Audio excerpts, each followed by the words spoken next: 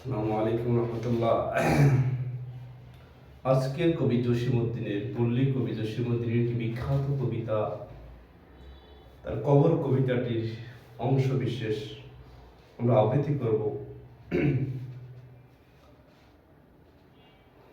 এইখানে তোর দাদির কবর, ডালিম গাছের তলে, ৩০ বছর ভিজায়ে রেখেছি দুই নয়নের জলে।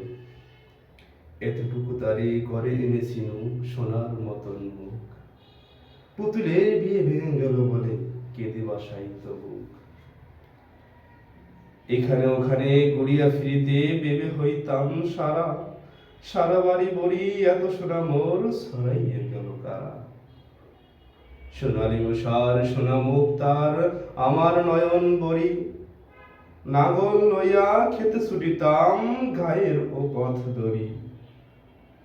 যাইবার কালে ফিরে ফিরে তারে দেখে লইতাম কত, এ কথা লইয়া বাবিসাব মরে তামাশা করিত শত।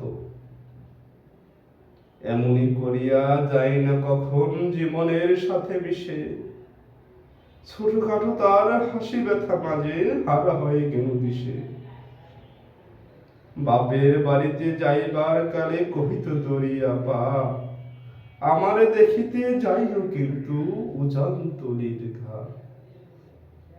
শাপলার হাটে তরমুজ বেশি সব আশা করি দেরি, পুতির মালার এক সারারিতে কখনো হতো না দেরি।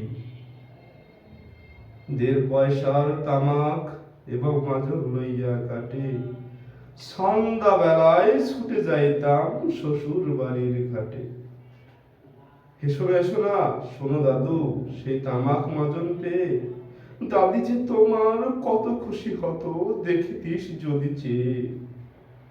নথ নেড়ে নেড়ে হাসিয়া কহিত, এতদিন পরে এলে, পথ পানে চাহি যে আমি যে হেথায় কেঁদে মরি আখি জলে। আমারে ছাড়িয়া এত ব্যথা যার কেমন করিয়া হায়, কবর দেশেতে ঘুমায় রয়েছে নির্জন নিরালয়।